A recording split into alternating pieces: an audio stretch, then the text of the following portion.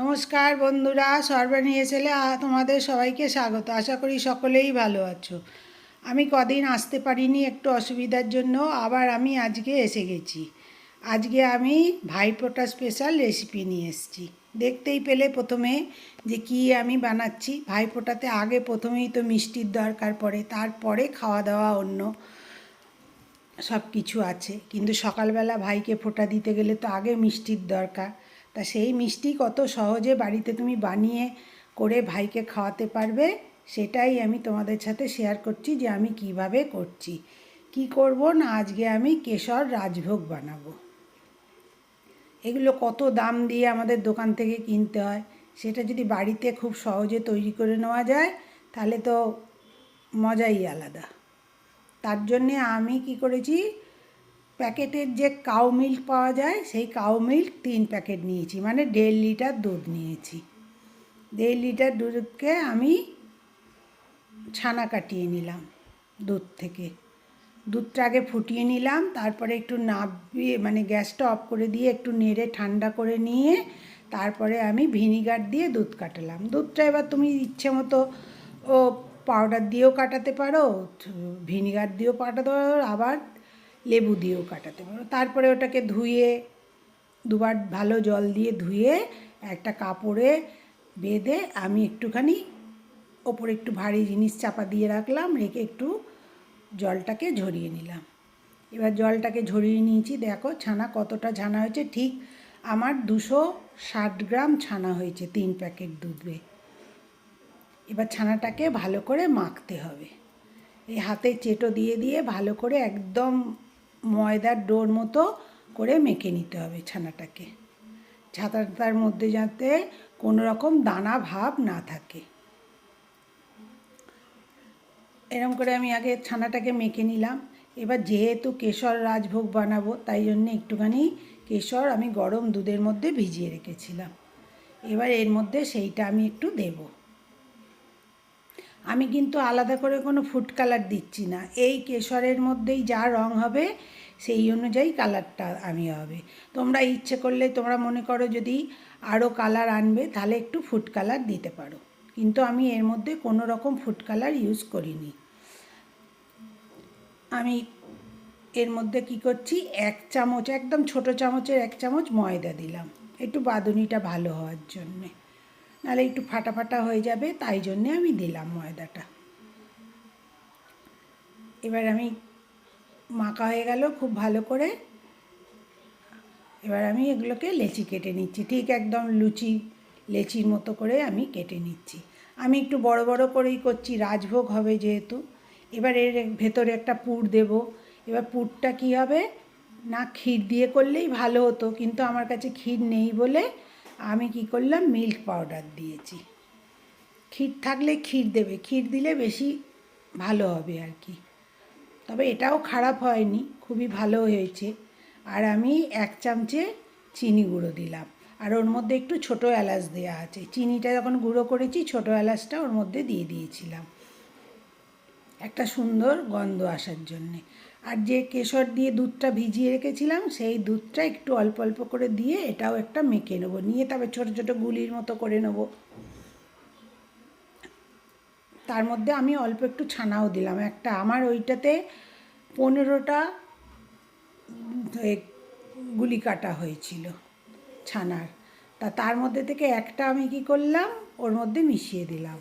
এবার আমি রসটা বসাচ্ছি। রসটা আমি 2 কাপ ভর্তি ভর্তি চিনি নিয়েছি, যেটা 200 ml যে মেজারিং কাপগুলো আছে সেই কাপের ভর্তি ভর্তি চিনি নিয়ে নিয়েছি। এবার ভর্তি ভর্তি 4 কাপ জল দেবো, যতটা চিনি দেবো তার ডবল আর কি জল দিতে লাগবে। তারপরে তো যখন ফুটবে তখন যেরকম প্রয়োজন হবে তখন সেরকম জল দিতে হবে, আর এটা সব সময় হাই হিটে করতে হবে। এবার এর মধ্যে 2টো এলাচ থেতো করে দিয়ে দিলাম, আর আবার 1 পিঞ্চ কেশর দিলাম, যাতে জলের কালারটাও বেশ সুন্দর এসে যায়। এবার চিনিটা ভালো করে গুলিয়ে নিতে হবে। গুলিয়ে নিয়ে দেখতে পাচ্ছ কেশরেতেই কত সুন্দর হলুদ কালারটা এসেছে। এবার এটাতে ঠিক একদম পুর দিতে হবে, যেরকম করে আমরা পুরি টুরি বানাই ভেতরের মধ্যে পুর দিয়ে, সেরকম করে ওর ভেতরে ঢুকিয়ে দিয়ে ভালো করে ওটার মুখটা সিল করে আর হাতে একদম পরিষ্কার করে এটাকে গোল করতে হবে, যাতে না কোনোরও ফাটা ফাটা থাকে। এরকম করে করতে হবে। খুব সহজেই বাড়িতে এরকম করে তুমি বানিয়ে নিতে পারবে। আর বাড়িতে তৈরি করলে তো একটা আনন্দই আলাদা লাগে, যেটা আমি বাড়িতে তৈরি করেছি। এরকম করে আমি সব কটা রাজভোগ বানিয়ে নেব। যেসব বন্ধু নতুন এসেছো তারা যদি আমার চ্যানেলটা এখনও সাবস্ক্রাইব না করে থাকো, প্লিজ আমার ইউটিউব থেকে দেখলে আমার চ্যানেলটা সাবস্ক্রাইব করে দিও। আর ফেসবুক থেকে দেখলে একটু লাইক ফলো করো। আর সকল বন্ধু আমার সাথে থেকো। তোমরা সাথে থাকলে সাপোর্ট করলে আমাকে একটু বেশি বেশি করে ভালোবাসা দিয়ে আমাকে এগিয়ে যাওয়ার জন্যে একটু সাহায্য করো তোমরা। তোমাদের ভালোবাসার জোরেই আমি এগিয়ে যেতে পারবো। আর আমার ভিডিও যদি ভালো লাগে একটু বন্ধুদের সাথে শেয়ার করো, আর কমেন্ট করে জানিও তোমাদের কেমন লাগলো। আর একটু লাইক অবশ্যই দিও ভিডিওটা দেখলে, এটা অনুরোধ করছি তোমাদের কাছে। এরকম করে আমি সব কটা রাজভোগ বানিয়ে নিলাম। আমার 14টা হয়েছে এরকম। 1.5 লিটার দুধে 260 গ্রাম ছানা কাটিয়ে নেওয়ার পরে, মানে দুধটা কেটে ছানা হলো। আর দেখো কেশর দিয়েছি, রঙটা কত সুন্দর এসছে দেখো, চিনির রঙটা। এবার এর মধ্যে আমি সব কটা ছেড়ে দেবো। অল্প কটাই হচ্ছে, ওই জন্য এর বেশি আর আমি চিনির রস করিনি। তুমি ইচ্ছা করলে মনে করো যদি আরও রস বাড়াবো, তাহলে সেই অনুযায়ীও করতে পারো, কিন্তু আমি করিনি। এটা করলেই যথেষ্ট, এটাতেই হয়ে যাবে। দেখো এখন কড়ায় কত ফাঁকা জায়গা রয়েছে, এরপরে দেখো কীরকম এগুলো হবে। আর ছাড়ার পরে বেশি কিন্তু নাড়লে হবে না, তাহলে কিন্তু কেটে যাবে। পাশ দিয়ে একটুখানি নেড়ে দিলাম, নেড়ে দিয়ে একটুখানি ফুটিয়ে নিলাম 2 মিনিট। ফোটাবার পরে এবার এটাকে ঢাকা দিয়ে দেবো। এবার এটা ফুলতে শুরু করেছে, আর হাই হিটে সবসময় করতে হবে। দেখো এবার দেখে বুঝতে পারছো কতটা ফুলেছে, পুরো কড়াটা ভর্তি হয়ে গেছে একদম, এত বড় বড় ফুলে হয়েছে।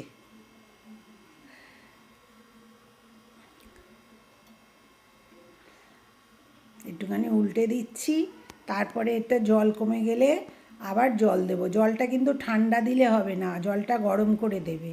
আমি দুবার দিয়েছি, 2 কাপ জল দিয়েছি এর মধ্যে। প্রথমে 1 কাপ দিলাম, আবার পরেও 1 কাপ দিয়েছি। 2 কাপ জল দিয়ে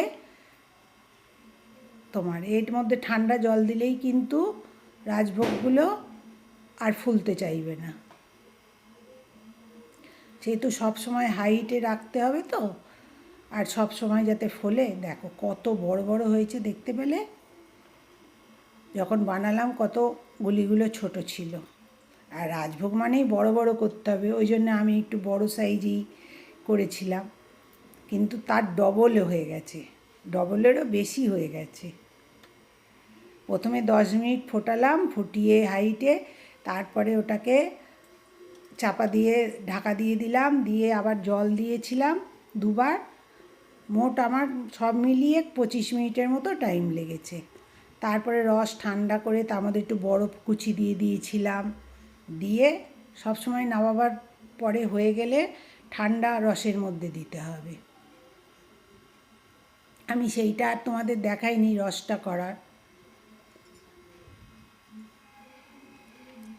এই দেখো কত দেখলে চিপলাম, ভেতর থেকে কত রস বেরোলো।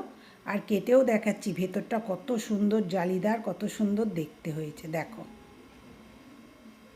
দেখতে পেলে কত সহজে বাড়িতে তুমি এত সুন্দর একটা জিনিস বানিয়ে নিতে পারবে।